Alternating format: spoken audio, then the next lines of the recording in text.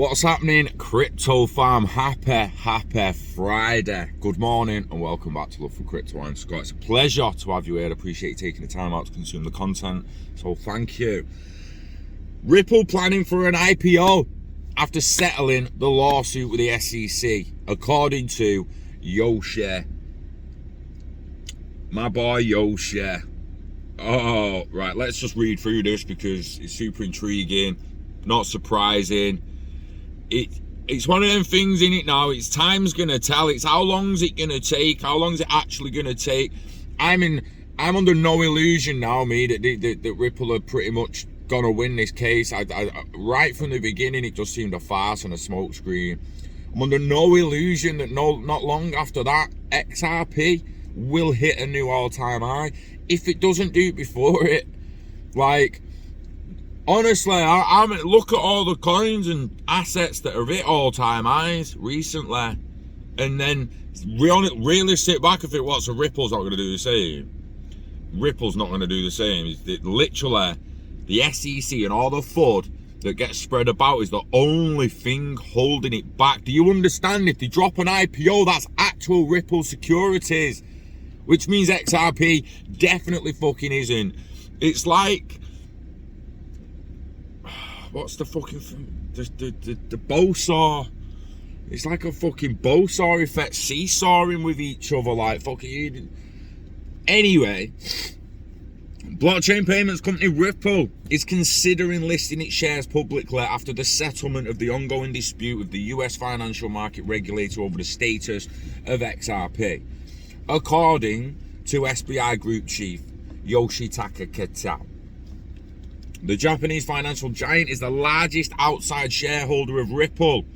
While addressing an earnings presentation call on Wednesday, Kitao revealed the possibility of Ripple going public, as both Ripple's CEO, Brad Garlinghouse, and Executive Chairman, Chris Larsen, support the step. So after the current lawsuit, Ripple will go public. The current CEO wants to do that. Chris wants to do that, Kitao said.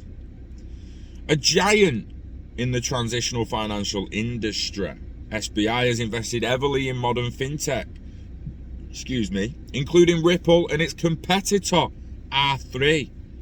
Kitao highlighted that when San Francisco-based Ripple becomes public, it would pay off the investment. We have been investing in fintech companies and we adopt that technology in our group, and we also spread that technology across the industry. That is SBI's group's basic strategy.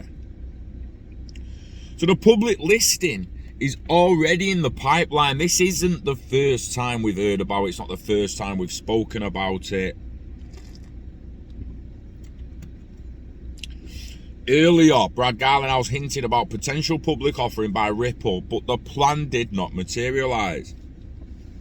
In the next 12 months, you'll see IPOs in the crypto blockchain space. We're not going to be the first, and we're not going to be the last, but I expect us to be on the leading side. It's a natural evolution for our company, Garlinghouse said. Meanwhile, Ripple is fighting a big legal battle with the Securities and Exchange Commission in the US, which alleged that the XRP falls under the category of security, and thus Ripple illegally raised $1.3 billion by selling the unregistered security. Ripple already had few legal victories in the case. I actually cannot believe I'm doing a video talking about Ripple potentially releasing an IPO and introducing securities and shares and stock, and then in the same fucking thing, I have to be like, oh, but they're on the legal battle to see if XRP is a security. Like, get the fuck out of here, man. It's doing my fucking head in, but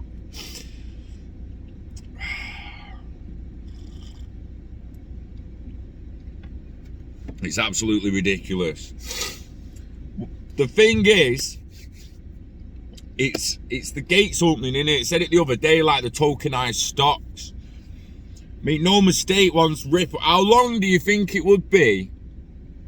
It's better to just make a statement with my opinion to actually ask you a question. Write in the comments. I want you to write in the comments how long you think it's gonna be after the Ripple IPO, how long do you think it will take Binance to add them as tokenized stocks on the platform? I think people will be a little bit surprised at how fast that kind of stuff will actually happen. The relisting. Now let me just, because, you know, we've been bed and we've not really had a look.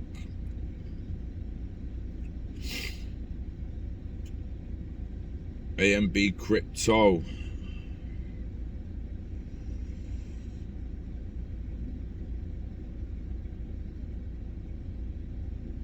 Yeah, it's talking about the Themex relisting. XRP's back. How long till Coinbase relists? How long till everyone else relists? How long till they're not only relisted, they've not only settled the case, they've released an IPO, they've got stock tokens coming out, XRP, it's a new all-time high, and then boom, flare airdrop. People need to realise what's about to happen on the back end of this year, man.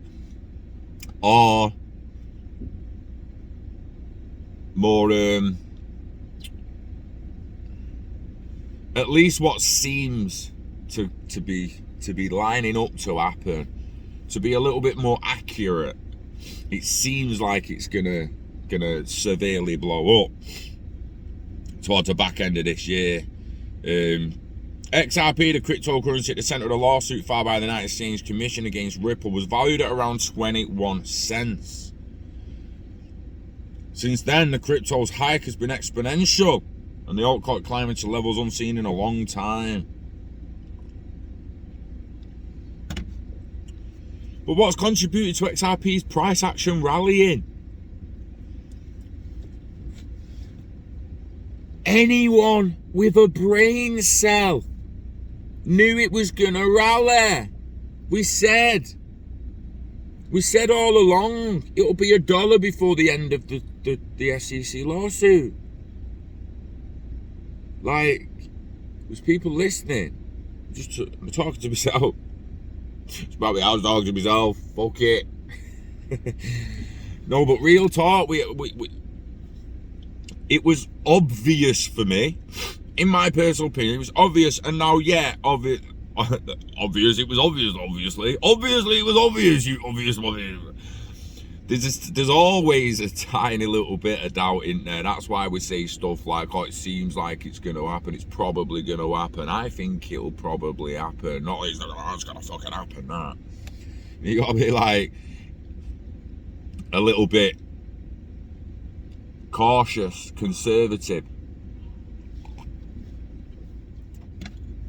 But then on the other hand, you get legitimate cause to get excited. Now, on one side of the pot at the moment, the crypto pot, we all know it's still the Wild West. We all know it's manipulated to death. We all know it's on the brink of mass adoption and maturity. We all just have to be patient. There's two sides of the coin, and it seems to be like there's people who know they have to be patient, or they could day trade and be patient with long term and day trade, and they can just plod along until they get the value they want, and then they become financially free, or whatever your goal is. And then there's the other side of the coin with the people who see a story on the news and go and buy that token. Next thing, it dips 20%, and they're on Facebook crying that the life savings is fucking gone. I mean, who in the right mind puts a life savings in an investment right off the bat? Don't do that shit. Don't do that. Go in bit by bit, dollar cost average. Diversify the portfolio. People's putting life savings in fucking Dogecoin, mate. Fucking crazy. You crazy. Put a $1 in, put $1,000 in, and fucking leave it. Start putting your life savings in.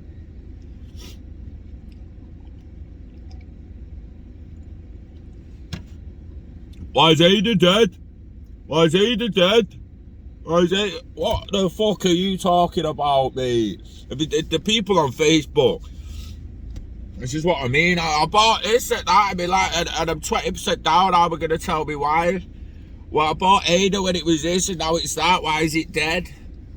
The fuck are you talking about? Dead? It's not dead. These people don't even know about staking or anything. They're like, what should I do with me Ada? Should I buy more? Should I buy more? Well, for 1 minute, you should be staking it, so it's accumulating over time. Listen, there's a lot of staking we could be doing that some of us are not doing. There's some I'm not doing with Chris and that, and I need to get on it. But obviously, you need the value and the money there to put into it.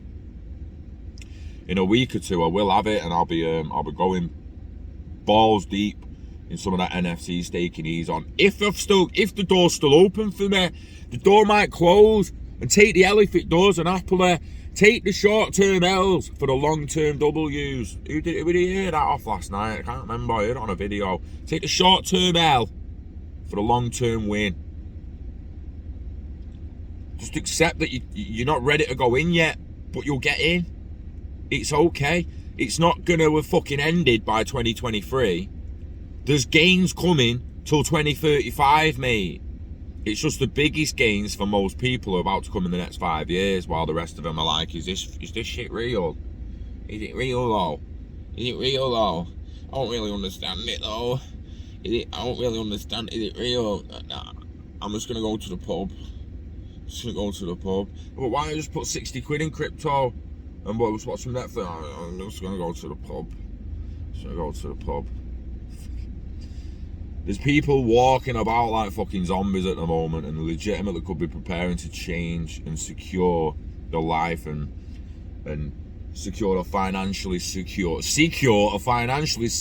future for the family, leaving a legacy. Not just leaving a bag of crypto, we're leaving a legacy. We're enabling our future generations, whether it's your kids, your sister's kids, your fucking best mate's kids, I don't give a shit who it is, you're leaving a legacy so the people you love when you're gone are not slaves to the fucking system. That's the end game, guys.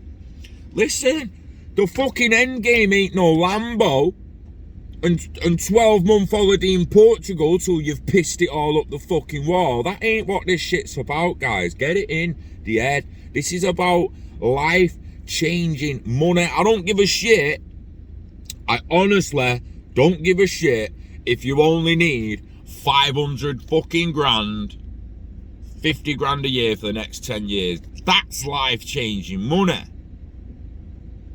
But is it change your life enough for you to be happy at the end of that 10 years?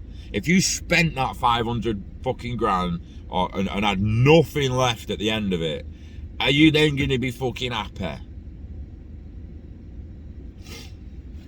You need to come to a balanced middle ground where you're not chasing Lambos and fucking boats and yachts and planes and mansions, but you're just living a happy life and growing a legacy for your future generations to also live a happy life. Health, wealth, happiness is much more important than the actual value of your fucking bank account and shit. Now, I know I said wealth, health, wealth, happiness. The wealth bit is just have enough wealth to not worry about bills. That is financial freedom. That's being financially secure. It's not having to worry about your next decade or two's bills. Doesn't mean you haven't got bills to pay. You're gonna pay electric in whatever house you buy. You will buy fuel for whatever house you buy, whatever car you buy. You'll have your mobile phone contracts, you'll have your rent, you'll have this, you'll have that. You will still have bills.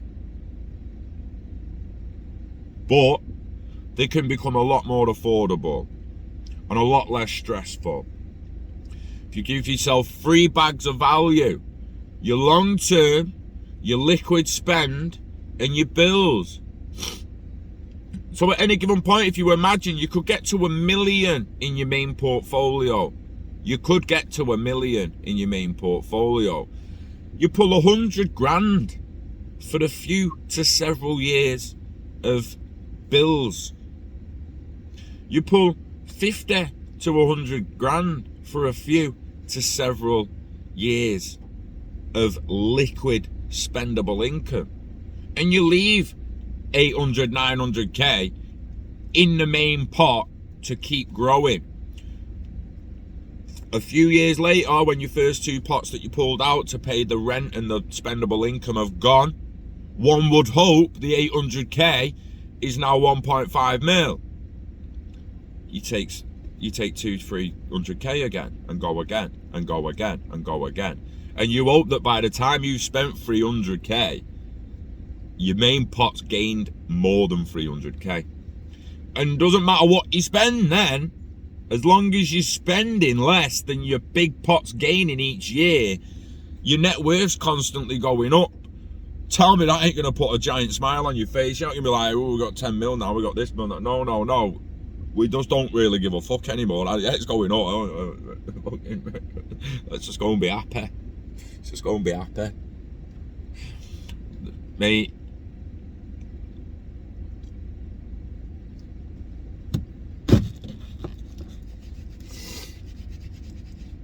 Health, wealth, and happiness. Go get it. Yeah? Go fucking get it. Invest in yourself. Invest in the internet of value. Live long and hodl a lot of it until you're ready to let it go. Wishing health and happiness to you and yours. Take care of yourself. Enjoy your Friday. Enjoy your weekend. I am not far off being ready to showcase a little bit of the landscape and game level that have been developing. So some of you may know we are creating a gaming studio now, building assets, building a bit of content, creating a game around it, creating the lore, the story, and there will be a lot more details coming in the very near future. So stay tuned on that. Yeah, we love crypto. We love XRP. We love the potential Ripple IPO. We'll be getting all over that, and you know it. We love you. You take it easy, and I'll see you on the next one. Peace.